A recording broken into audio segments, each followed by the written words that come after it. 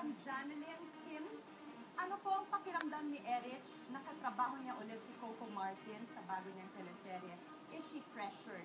Erich Gonzalez, sagutin mo ito. Agad-agad. Excited ako na makasama siya ulit. Sobrang masarap katrabaho si Coco bukod sa professional. Talagang napakahusay niya. Kaya excited ako na makasama siya ulit sa isang project. Pressure siguro andun lagi yun, di ba? Pero more of excited kami lahat kasi bagong offer na naman to and itong teleserye na to, maraming first time. This is the most exciting thing about our job, Gretch. Kasi wala talagang formula. Like Erich, Coco Martin, nakadepende pa rin talaga ang success, ang tagumpay ng isang material sa taong bayan. Yes. You don't know what's gonna, di ba? You don't know. Kala mo, binibigay mo na lahat, magandang storya, pinagkagastusan ng teleserye, tapos hindi mo alam kung tatanggapin na. That's true. Yeah. Diba?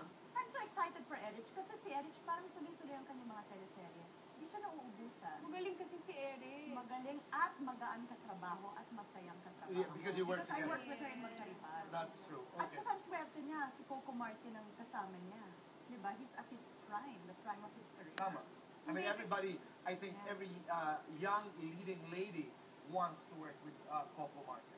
Tsaka si Eric kasi, kaya mahusay din siya kumarte. Kasi yung mga pinagdaanan niya sa buhay niya, kinabuhubutan siya. Totoo yan. Alala ko, when she auditioned with us, she was like 14 sa Davao, Star Circle Quest. Oo. Alam mo yun, the young, fledgling Erich. Pero alam niyo po, nakakaganda din dito kay Erich. Iba rin, she's very earthy, Gretch. May ibang appeal. You Yes. know, I have guys talking about Erich, kakaibang ganda. Ibang dating. When yung mga kasama ko sa Princess and I, they say, she's hot.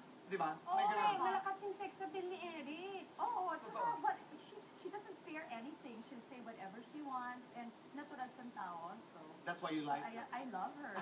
I super love her. That's true, di ba? Hindi siya na-intimidate, hindi siya ingitera, nothing like that. That makes her interesting. She's very confident. And that's good. I don't think you will survive this business kung hindi ka talaga confident. Di That's ba? right. And that comes from within. Samantala mga kaibigan, narito naman ang tanong.